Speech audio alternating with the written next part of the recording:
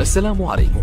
لا تنسوا الاعجاب بالفيديو والاشتراك في القناة تشجيعا لنا لنستمر بنشر المزيد إن شاء الله. حدث السويسري مارسيل كولر المدير الفني للنادي الأهلي عن مواجهة ليونيل ميسي في كأس العالم للأندية 2025، مؤكدا أن فريقه سيلعب على الفوز. ومن المقرر أن تقام المباراة الافتتاحية لكأس العالم للأندية 2025 بين الأهلي وإنتر ميامي يوم 14 من يونيو المقبل بالولايات المتحدة الأمريكية. ويضم إنتر ميامي كوكبة من النجوم مثل ليونيل ميسي وسواريز. أقال كولر في مقطع فيديو مصور من قبل فيفا عبر موقع التواصل الاجتماعي إكس على هامش جولة كأس العالم للأندية: مجموعتنا في كأس العالم للأندية مثيرة للغاية، خاصة في وجود ليونيل ميسي. وأضاف: المواجهة الافتتاحية نعتبرها مباراة خارج أرضنا، حيث من المحتمل أن يشجع معظم الأمريكيين فريق إنتر ميامي. أنا أتطلع إلى ذلك. وأكمل: أعتقد أن اللاعبين متحمسون أيضا، وسيبذلون قصارى جهدهم لمحاولة الحصول على شيء ما من هذه المباراة. وتابع: أيضا بورتو وبالميراس من الفرق الكبرى في البرتغال والبرازيل، لذا فإن الأمر مثير بالنسبة لي وللاعبين. عن حظوظ فريقه في كأس العالم للأندية، أكد المدرب السويسري: سنلعب ضد فرق كبرى وسنحاول تقديم أفضل ما لدينا. من الواضح أننا نريد الفوز، ولكن خصومنا يريدون ذلك أيضا. أعتقد أن الأمر سيكون مثيرا للاهتمام. وكان النادي الأهلي استقبل كأس العالم للأندية خلال الأيام الماضية في واحدة من محطاته العديدة خلال جولته حول العالم استعدادا للبطولة. شوبير: أشرف بن شرقي جاهز للمشاركة مع الأهلي في القمة. كشف الإعلامي أحمد شوبير جاهزية المغربي أشرف بن شرقي لاعب الأهلي للمشاركة مع الفريق في المباريات خلال المرحلة المقبلة، مشيرا إلى أن الفريق بالكامل يحصل على راحة من المران اليوم الثلاثاء.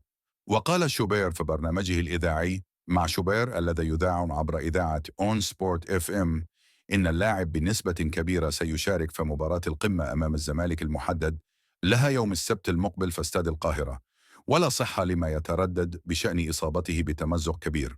ورغم مشاركة أشرف بن شرقي في التدريبات الجماعية لفريقه والتي سبقت مباراة الإسماعيلي الماضية، لكن الجهاز الفني بقيادة السويسري مارسيل كولر رفض المجازفة به، وفضل تأخير انطلاقته حتى مباراة القمة للحصول على قسط كاف من الراحة بعد عودته من الإصابة بشد في العضلة الأمامية، والتي تعرض لها خلال وجوده في صفوف الريان القطري ناديه السابق قبل فسخ عقده والانضمام إلى القلعة الحمراء. يبدأ الفريق الأول لكرة القدم بنادي الزمالك غدا الثلاثاء الاستعداد لمباراة القمة أمام الأهلي في بطولة الدوري المصري الممتاز، ويلتقي الزمالك مع الأهلي السبت المقبل على استاد القاهرة ضمن مباريات الجولة 15 من بطولة الدوري الممتاز. كان الجهاز الفني للفريق الأبيض بقيادة البرتغالي جوزيه بيسيرو منح اللاعبين راحة سلبية من التدريبات اليوم الاثنين عقب التعادل مع بتروجيت بهدف لكل فريق. ويفتقد الفريق الأبيض خدمات عدد من اللاعبين خلال مباراة الأهلي، على رأسهم ناصر ماهر الذي سيغيب للإيقاف بعد تعرضه للطرد في مباراة الإسماعيلي، ومحمد عبد الشافي لعدم الجاهزية الفنية، أحمد حمدي حيث يخوض المرحلة الأخيرة من التأهيل من الإصابة بالرباط الصليبي، والتونسي حمزة المثلوثي الذي يعاني من الإصابة بالرباط الصليبي. كما يغيب عن صفوف الزمالك في المباراة المقبلة مهاب ياسر لأسباب فنية. ويتطلع الفريق الأبيض لتحقيق الفوز على الأهلي من أجل الحفاظ على حظوظه في المنافسة على بطولة الدوري، حيث يحتل الفريق المركز الثالث برصيد 27 نقطة بفارق 5 نقاط عن الأهلي المتصدر. لاعب الأهلي يطمئن الجماهير قبل مباراة القمة أمام الزمالك. يواصل لاعب الفريق الأول لكرة القدم بالنادي الأهلي خطواته نحو التعافي من الإصابة التي تعرض لها في يناير الماضي، حيث بات قريبا من العودة إلى الملاعب بعد فترة من الغياب.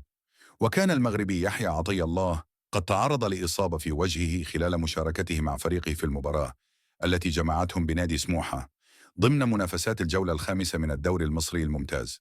ونشر يحيى عطية الله صورة عبر حسابه الرسمي على إنستغرام ظهر خلالها في تدريبات الأهلي مرتديا القناع الطبي، وأرفقها بتعليق طمأن فيه الجماهير قائلا: كل شيء على ما يرام، الحمد لله، في إشارة إلى تقدمه في برنامجه التأهيلي واقترابه من العودة للمشاركة مع الفريق. ويأتي هذا في ظل استعدادات الأهلي لمباراة القمة المرتقبة أمام الزمالك المقرر إقامتها يوم السبت 22 من فبراير على استاد القاهرة ضمن منافسات الجولة 15 من الدوري المصري الممتاز. وكان عطية الله قد انضم إلى صفوف الأهلي قادما من سوتشي الروسي على سبيل الإعارة، مع وجود بند يمنح النادي الأحمر أحقية شراء عقده بشكل نهائي في نهاية الموسم.